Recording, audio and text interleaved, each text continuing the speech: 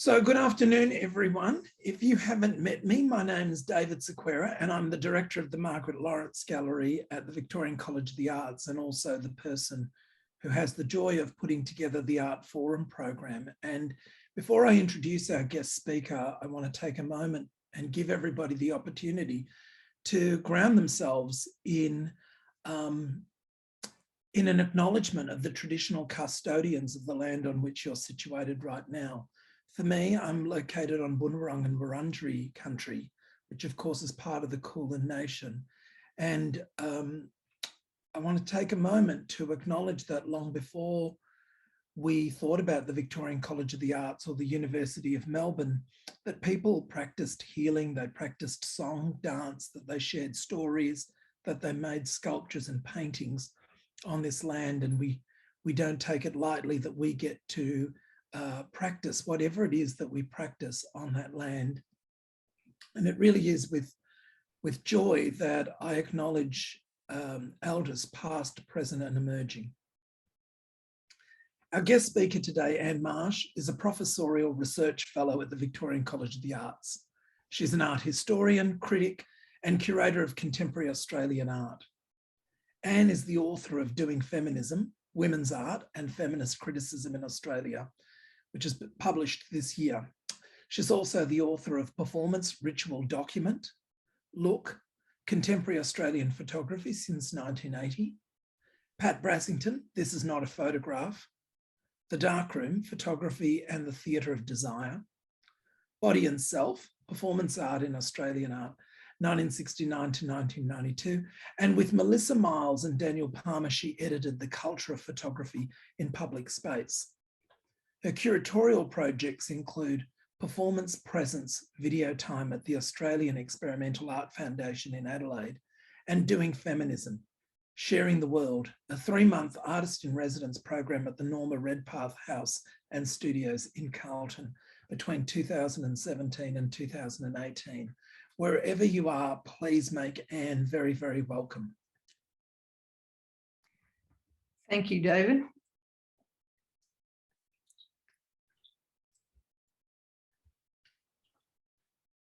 Okay, so am I on? Yes. You are on, and so okay. When you're ready, you can share your screen and you're ready to go. Okay, all right. So I'm going to share my screen.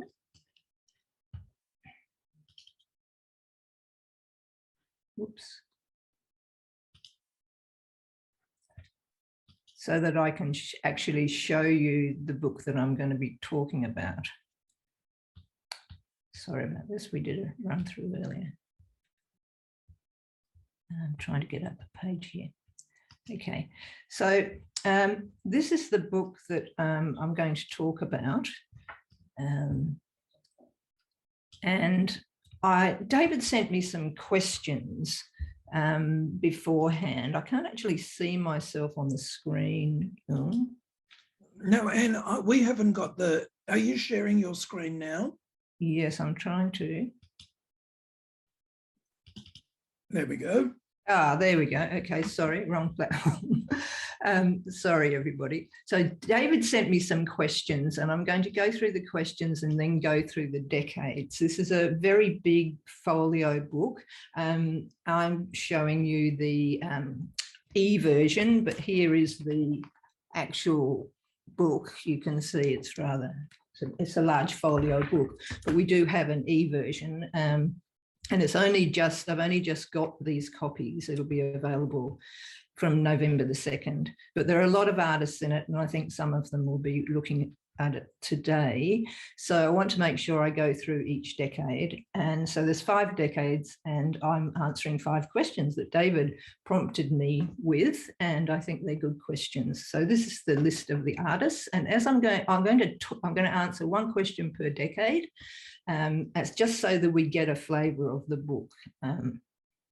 So I'm going to put a scroll situation down here so that I can zoom through it. And you can see I'm starting with the avant-garde work. So the first question was kind of how I adapted it was, what are the aims of the project? So what I wanted to do was to document the history of Australian art and feminism, not from the American or British positions that are usually kind of inferred when we talk about Lucy Lippard's visit in 1975. And then also at the time, the intellectual popularity of journals such as Screen. And what this did was to import a kind of certain brand of US and UK feminism into Australia. So what I wanted to do was to chart the history of practice in Australia alongside the art and feminist criticism and theory from Australia, and to see where women sit in relation to the avant-garde, the modernist and postmodernist canons of art history and criticism, and where they continue to agitate from various platforms which can be considered to be feminist or certainly activist. So the thing was to try and tell this story through the documents that were written at the time. So if we go 1970s here, which is called Revolt. Oh, it's gone back, sorry, it's a bit. So each section has a kind of lead word. We get there, thank you. And then a introductory essay is a big one at the beginning, and then an introduction for each decade. And then it goes into the decade, and each decade has a theme, which is at the end of the decade. So there's intergenerational within each chapter. So here we have Emily Floyd, a very recent, fairly recent work, 2007-8, mentioning the female eunuch, and we go Germaine Greer, obviously 1970, and we go into the 70s and starts with modernist abstraction. So I wanted to do this, and if you, as we go through the pages, you'll see how it's set up through these documents that came from the history of Australian art and social activism and so on. There's lots of examples of the artists speaking about the work, other critics from art magazines and so forth, and tracks of theory. And at the end of the book, you'll see there are masses of pages of either the full documents of these essays, might be an essay by Elizabeth Gross or something like that, and various other things, so they're republished at the back. So, but in the actual book is kind of curated like this. So on the page, you get the criticism alongside snippets of art theory maybe, or the artist statement. This is a fantastic statement. I really like it, by Janet R. Brodie, who's now in her 90s. And she tells the story of her trying to get into the National Gallery School and what happened. And then even though she didn't get in, and there this fairly sexist kind of statement, she became part of that coterie. So those kind of things that are kind of little documents or artist stories, sometimes from artist notebooks, but also what was actually written on the day. Now, we did do a run through before, and we have to talk about this one because it's one of David's favourites and certainly is mine. So what the book tries to do too is to kind of find the contestations with inside women and feminist art, kind of the whole kind of art world of that, and to see where things have been read differently. And this is an excellent example because Vivian Binz's Vajdains from the 1967 is always put up as a kind of icon of feminist artwork. Some people say it predated Judy Chicago's Central Core Imagery, etc., etc. And it's rarely ever been shown alongside Phallic Monument, which was made the year before, and Binz considers them to be a pair. In fact, there's a trilogy, which is this pulsating kind of kinetic painting. I think it's taking off hard edge abstraction. And David's got some wonderful stories about it. We don't have time to go into, but this is the kind of, it was a moment for me to unpin that in actual fact, Vivian Binns was a pop artist and really at the cutting edge of what was happening in the pop art world. She was having a relationship with Mike Brown, associated with the Annandale realists, all of that kind of stuff. And it never gets mentioned, you know, it's just a central core imagery, and it's one painting is taken out of the trilogy. So we probably need to keep going on. Here is Western Australian Miriam Stanage, and you know, she's just under-recognised outside of Western Australia, I think. It's crazy, but very important artist. Frances Budden, this is contemporary, Who Killed Juanita? Of course, it's now an ABC series, which is trending. So what I wanted the book to do was to try and generate this kind of multi voices. So all these, as you go through, it's a kind of book that's really driven by the pictures, like the big photography book I did, but it's doing something different this time. It's finding the source documents, it's putting them together on the page and that kind of stuff. I think we have to kind of move on to the 70s, to the 80s. But you can see as I scroll along, I'll scroll along slowly because a lot of you will recognise these images. So this is still the 70s, it's going through the 70s, picking up all sorts of things that happened in the 70s. Then at the end comes the theme that arises from the 70s. And in this instance, it was motherhood. So in the theme section, instead of having works that are just made in the 70s, for example, which has happened before in the decade essay, this one becomes, you know, it can include works right up until the present. So it's a motherhood theme, and each chapter has one of these. So this was the motherhood theme as it evolved, or evolved, it's the wrong word, but you know, as I put it together. Great work by Jackie Redgate, which I love. These works, quite recent. Contest, you know, this is a very interesting artist, quite controversial. She's a doctor and a physician, and she does work with women who have problems with pregnancy. You know, they don't feel the immediate bond and so forth. And she's a kind of psychologist as well, I believe. It's interesting work. And ending, well, not ending, but with Esme Timbury here, the slippers of the stolen generations, such a powerful work at the MCA. Julie Goff, who is featured in the book, she appears through the decades. Hannah Bronte's a really strong work here. So then we move on to the 80s, and I'll try and go through that, and I've got another question to answer. I think my first question might have been my longest answer. So again, you see in the 80s, as I'm scrolling along, the decade essay, as I call them, and then it comes into, I mean, this is a very important decade. It's a real decade of change. You know, it's got all the performance art from the 70s is still apparent in this similar kind of genre.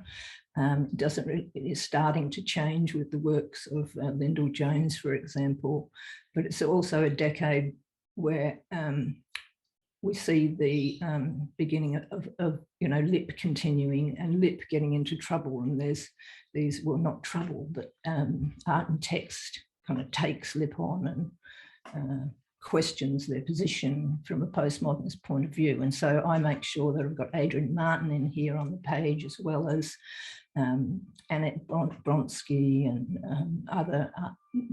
other critics and theorists that are arguing for the lip position. So bringing that contestation into the book as well. And then, see, this is the 80s, and we think of the 80s as the beginning of postmodernism, or I do, I don't know why. But I think it is. But we've still got the mural movement very strongly. We've got anti-nuclear stuff happening, we've got the Pine Gap happening. These were very important banners that were made by women all over Australia, and they were sent to Pine Gap, and they were used in this, I don't know how many kilometres it says there, a very long kilometre or two of these banners as they kind of wrapped them around the facility. Other anti-war stuff. So this is happening with when, you know, everything was supposed to have forgotten its activist past, if you like. It's angry underwear. I'm just looking at the clock because I know there's so many things to go through. Fantastic. Helen Grace remade these images for me. They're beautiful, high resolution images from this really important film, Serious Undertakings. Political posters were huge in the 80s, really incredible.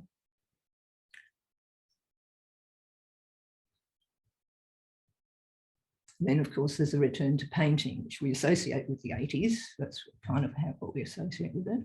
The rise of Jenny Watson, as I like to say, amazingly important artist. Wendy Stavrianis, who's been, I think, a bit forgotten, but she's continuing to work really, really dynamically to now with Nicholas Thompson Gallery. And this work was recently bought by an overseas, I think someone living in Berlin, it's down here somewhere, or maybe it was, I might get that wrong, don't quote me, but it was recently bought by an overseas art collector. Jan Murray, of course. And then what I think is the theme, and the theme of the 80s, is the rise of Aboriginal art, but I'll get to that, the rise of that. Body, the gaze and representation, Julie Rapp, these are all standard kind of how feminism took on postmodernism, talk back to the gaze, all of those kinds of things, a very big decade for feminism. And the Indigenous art rising, especially activist art in the 80s through printmaking and so forth, really important. And Hetty Perkins' huge show, the Aboriginal Women's Exhibition, the Art Gallery of New South Wales. And this has also got a section of various art centres and the work that has been produced by them. Vivian Johnson here, Karen Casey, Annabella Warren, fantastic Mabel Julie work.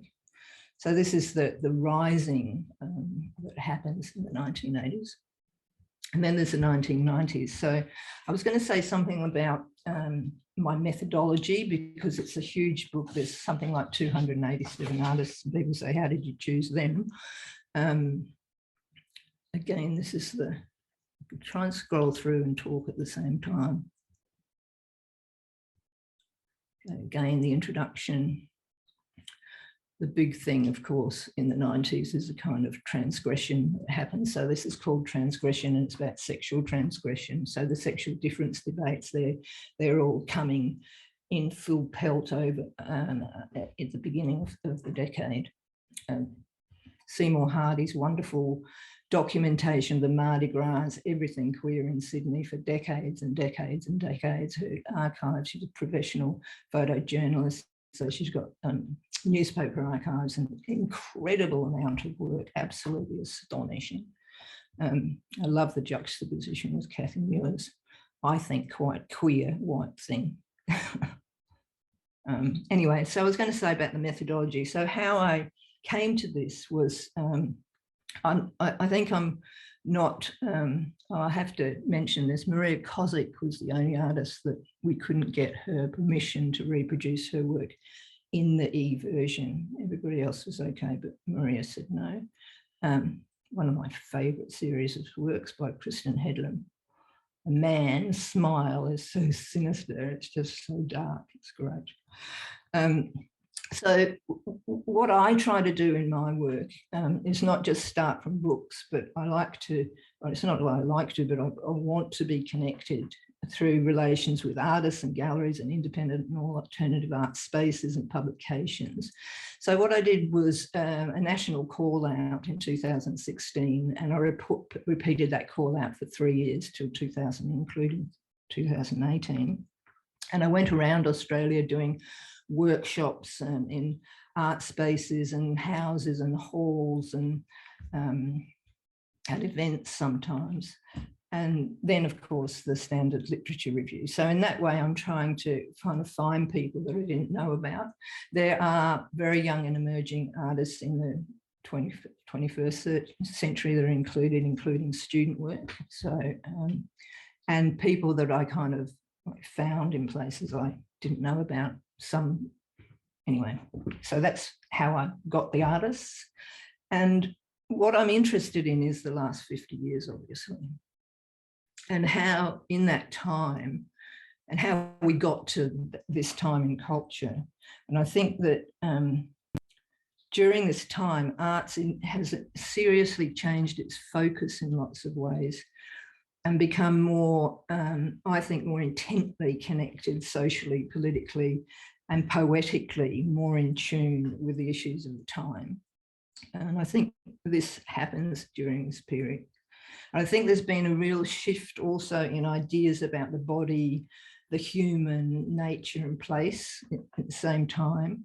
And artists have committed themselves to networking through artist-run initiatives and art centres and art spaces to develop expanded audiences outside the museum. And we see this now across the social media field. And I would argue that, and I believe and always have done, that along with this networking and the art schools, that this is the sector that creates the engine room of the art world. So it's really important to try and engage that sector whenever possible. And I think some art historians just don't do that. They do their readings from books, and they're always telling me that, you know, I get in trouble because I deal with living legends. Look at that, there's a living legend, Destiny Deacon's work. And with her partner and collaborator, Virginia Fraser, who passed away earlier this year. It's a real loss for the art world, as both, and her work is in here, and her criticism, of course. We're seeing again and again this rising of Indigenous activist art, and also the abstraction that's coming out of the desert. Pat Brassington, fantastic artist, incredible legend. So in a way, I'm you know, part of this book is you know, putting a spotlight on all this work and really pulling out some, I think, great works for people to look at and see in this kind of incredible output. Again, it's just unbelievable the rise of Indigenous art and how important it's been. Jennifer Biddle's in the book with this work. Biddle wrote the book Remote Avant-Garde on the Gyampi, which I think's a great book about the Gyampi, and her positioning of that as an avant-garde is really inspiring. But this is a paper that is incredible. A lot of Jennifer's papers in journals go really deep into some artworks, and this is a great reading of the artist and what it is that how the canvas represents skin and country. It's just a very moving essay. So that's reproduced in the back of the book. I'm going for time. Okay. I'm going to have to move into the next century.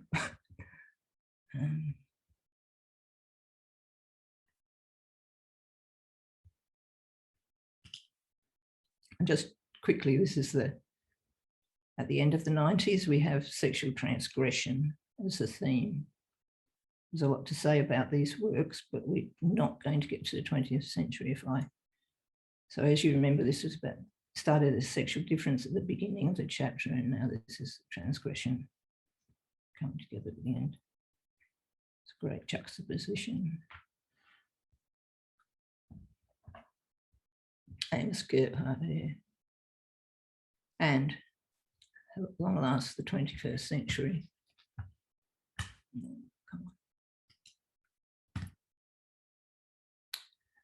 The lead essay. Again, it starts with strong Aboriginal presence, and it's called Place, Catastrophe and Relation.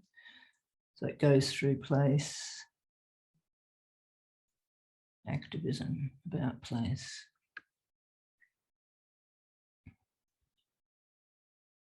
Fiona Foley's incredible work, Dispersed, made out of bullets, fashioned after the bullets that would have been used at the time to disperse Indigenous people. Carla Dixon, who's art is prolific and has really risen in the last 10 years, absolutely phenomenal artist. I don't have much film in the book, but did put in Soda Jerk because I think it was so controversial that the film Terra Nullius in 2018 and the way that the Potter Museum dealt with it. I mean, it's really was very controversial.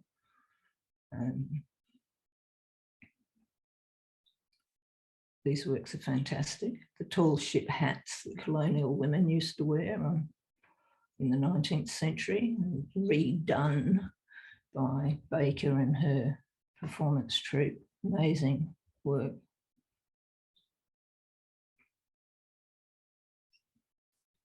Fiona Hall and her work for Venice, where she collaborated with the Jampi. Here they are at Venice. Am I going for time? So again, you see a very strong presence. It's Carla Dixon again with works, a whole series of works made with straitjackets, and then she does poems that go with it, which are incredible critiques. She's just such a kind of fantastic artist. Catastrophe, all the catastrophes of the 21st century. Well, that was, Maralinga on the left. And just seeing the way in which women artists have dealt with these huge issues and the work that's come out of it, for me, it's just so phenomenal. And every work you could talk about in detail. This is fantastic work by Ex de Medici. There's a long kind of backstory of working in insect museums, and these are all tiny little moth wings, I think they are, every single one. Absolutely phenomenal work. Rosemary Lang and Susan Norrie's fantastic work. Both these are Susan Norrie's work about the environment, the post-human, Patricia Piccinini, of course. Then relational work, what happens with all the relational thinking and how that's taken on board by artists and how that relates back to earlier feminism and the relational works that were done in the 1970s, and that has rarely picked up in art history, but it actually was a kind of feminist methodology way back when. Alicia Frankovich, Mangano twins, all this kind of empathy work.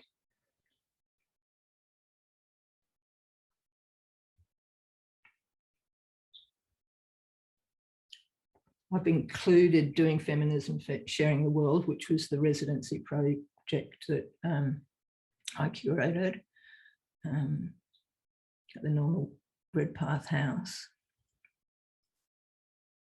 which was an intergenerational pairing of artists, so mid-career artists with emerging and young mid-career artists with older mid-career artists, and so on and so forth, and young and emerging artists. Over the summer, like over 13 weeks, 13 groups, all working in participatory ways to produce the work. We had a bike ride by Snapcat.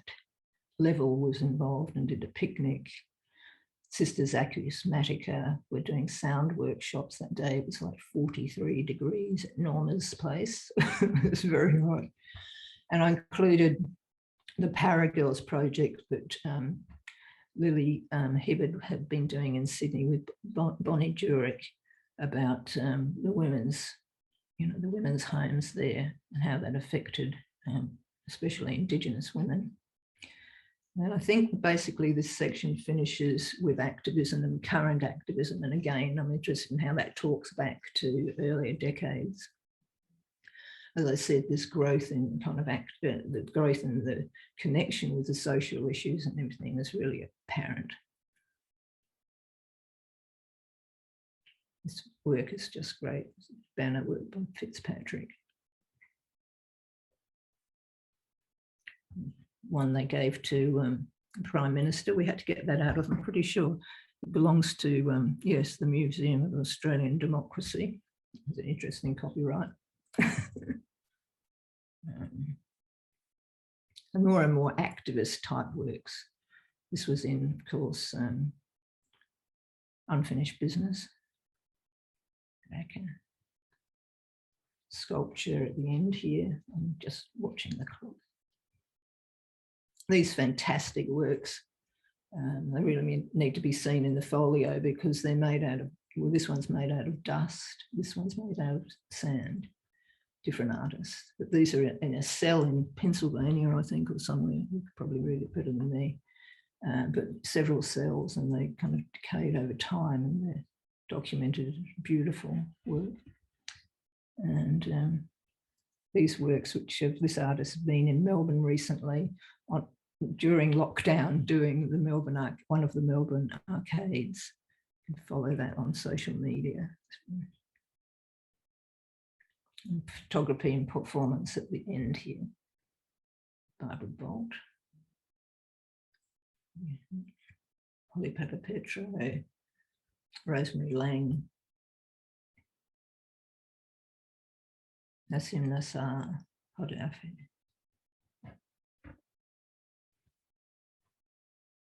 More performance at the end. These were the performance, not this one. This is an artist, Australian artist who lives in New York. Great story here, Teresa Burns. So the younger artist, Myra Oscar Viegel, who's a sculptor performance artist. And that's her performance she did during our conference. We had a conference at the end of doing feminism. These are also at the conference. Harriet Morgan, fantastic performance, absolutely brilliant sound artist.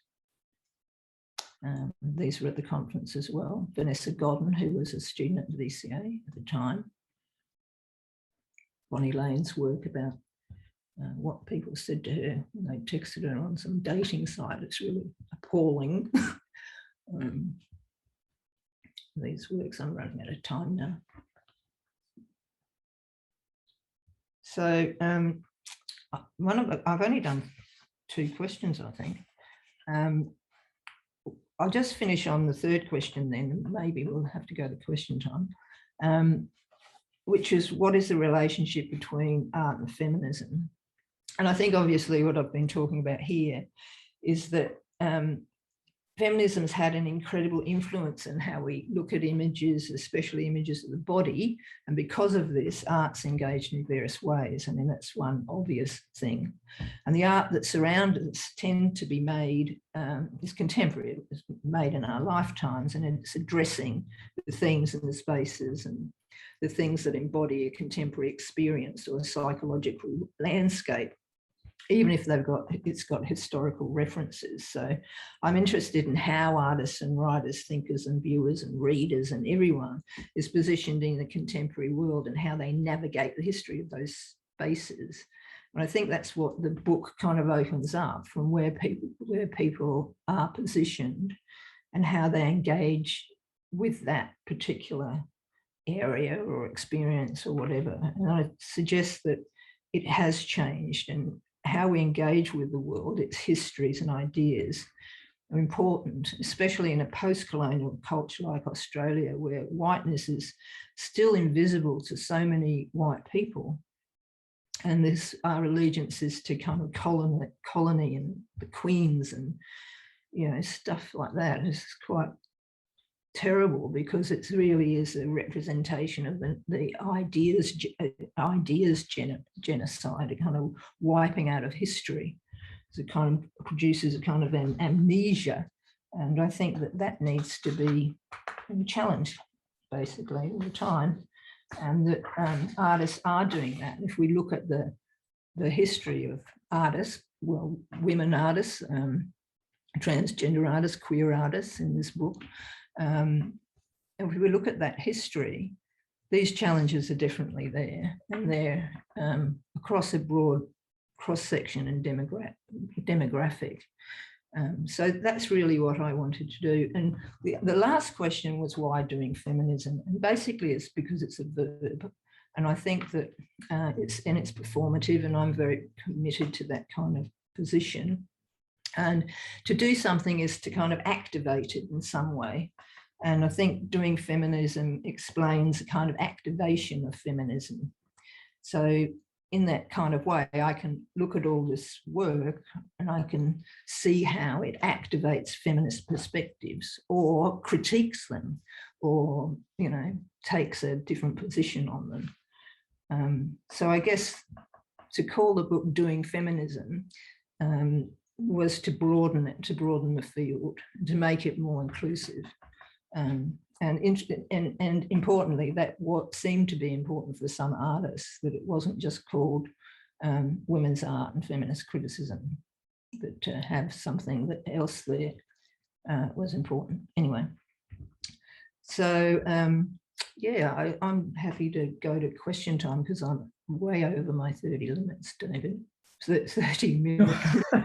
Please don't worry about time. And just, I mean, to say thank you doesn't kind of cover it really.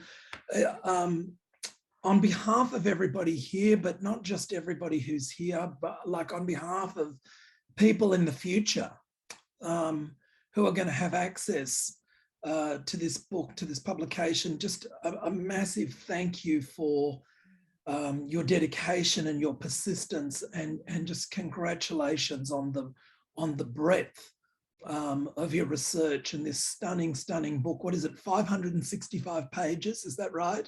Yes, because when we get to the end, well, when we get to now, or almost now, it then starts with part 2, which is the tracks of theory, which I'm speeding past the screen now. So yeah, there's a lot of them. Yeah. Right. Well, we've got time for a few questions. I'll just go through them. Now, the very first question, you know, they're like the Q&A has kind of got a number of these questions. And when is the book available, and how do people get their hands on it? Okay, you can order it now through, you know, it's online. If you go online, Amazon's got it, Booktopia got it, the publisher's got it. It's there and you can order it. But there was a delay in the stock arriving, so I believe, and it won't be stock until the 2nd of November in Australia. Basically, that's the thing. So you can make an order and they'll post it to you on the 2nd of November. Great. And we hope to have a launch at ACCA on the 24th of November if Melbourne's at all open. Otherwise, we might do a little Zoom launch, probably a bit like this one. Terrific. Mm. So the first question is kind of to do with that. Does it feel a little bit disappointing that you can't have us with you to celebrate this book? Oh, absolutely. Yeah. It's really, it's really kind of like, it was great last year because I really needed to lock myself away and pay so much attention to the book. It was unbelievable. But when I finally submitted it and then waiting, and now it's out and I can hold it in my hand, I can just stand at my front gate kind of thing and kind of show some neighbours, and that's about it. So it's really hard not to be able to, you know, have it in a room with people and be able to share it with people and they can look at it properly and all that kind of thing. Yeah, it's tough. Mm. Given today that we've had the news that we're heading down the nuclear submarine pathway, do you think our current feminists are engaging with sufficient pace? I know, tricky zone, huh? It's a tricky zone, and I mean, I think all activists have got so much to do now, and we all are activists in various ways. So, you know, it's up to everybody to try and push back against those things. But, you know, it's kind of like, that's just breaking news today, isn't it? So they haven't had a lot of time to motivate, I guess. But people will be outraged by it. Nobody wants that kind of thing in Australia. So hopefully there's something can happen, but I don't know. Another question that's come through. In the 70s, feminine mediums using feminine themes were not admired. Do you think things have improved for this type of practice since then? The feminine, what was it? Feminine mediums using feminine themes were not admired. Do you think things have improved for this type of practice since then? I think they have. I think they were admired. They were certainly admired within the alternatives that made them. The makers admired them, and the critics around them often admired them. I mean, feminist art history, you know, the subversive stitch and so on and so on. So many people have written about, you know, from the 70s, in the 70s, have written about the value of craft and quilt making and all of that kind of stuff. There has certainly been a huge revival in it in recent years, in the last 10 years. And when we skip past some of that material before, you know, we've even got the knitting nanas doing stuff for protesting against coal seam gas and things like this. And, you know, it's Kate Just and Tal Fitzpatrick and people like this are using using the same kind of activist modes that were used back in the 70s. So I think they were appreciated then. They might not have been by, you know, white,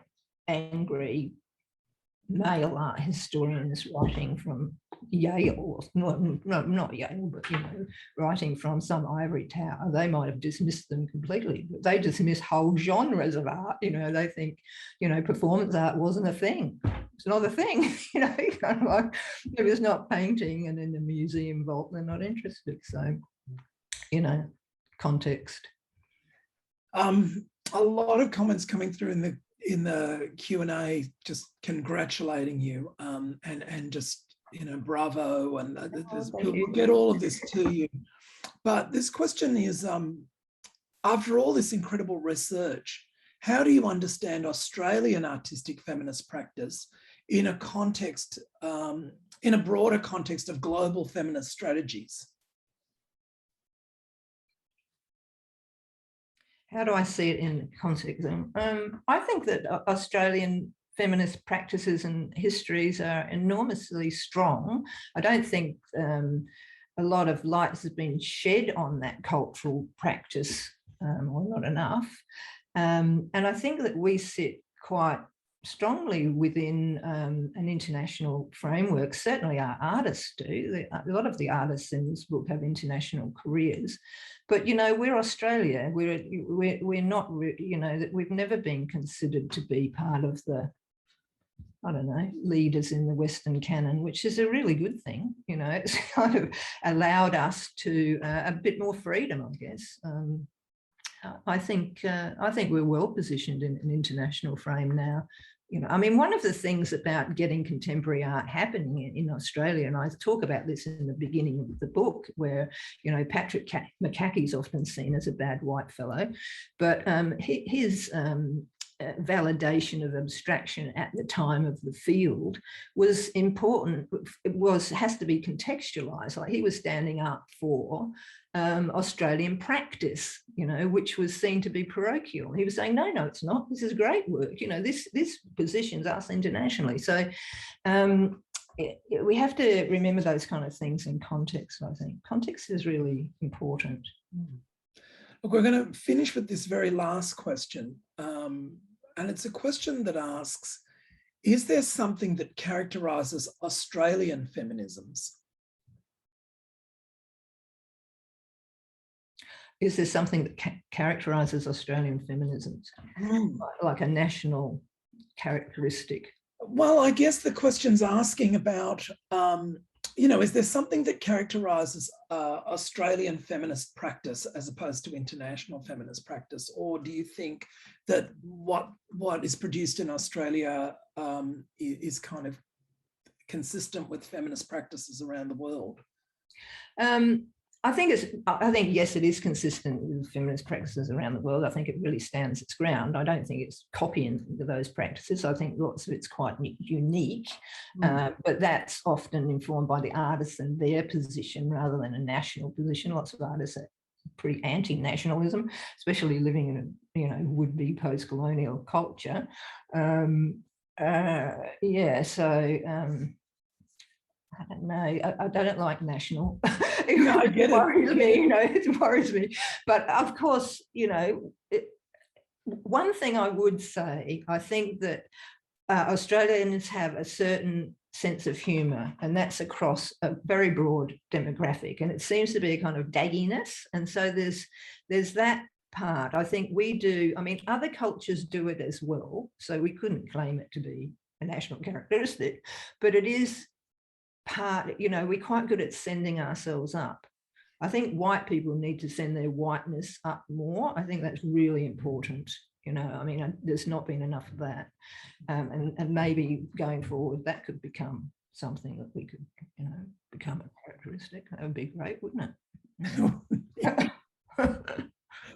And we're going to leave it there. I just can't thank you enough for the generosity that you've expressed, and the just congratulations on such a stunning accomplishment with this body of research. And, you know, I can't wait to get my hands on the book. And look, the chat has just lit up with you know, millions of people, with lots of people just congratulating you and thanking you for this publication. So, you know, I'm sure this book, this publication, will be a huge success, and I really do look forward to the opportunity of celebrating that with you in real life. And on behalf of everyone here, again, thank you. Well, and thank you. My pleasure. It's been great to be able to share it with. I know I can't see anybody, but I can kind of. I know you've got 64 chats, so somebody's listening. Yeah. Well, there've been about 140, 150 of us from around the world joining in on this Zoom. So it's fantastic. And they're people who are students, artists, writers, curators, collectors, journalists. They're all academics. I can see who's here, so we can pass all of that on to you. So question time, they were easy on me then. Yes. Thank you so much, everybody. It's been really, really, really delightful to share the book with you. I hope you didn't get dizzy from the swishy thing at the bottom, but, you know, so many pages. I wish I could have gone through each one, and, you know, but not enough time. Well, I'm sure there'll be opportunity to work with you in the future, Anne. And again, thank you on behalf of everyone here. Thank you. And just to let people know, our Art Forum audience, there will be no Art Forum next Thursday, but we'll be back the Thursday after. Thank you, everyone, and goodbye to everyone. Thanks a lot. Bye. Bye. Bye.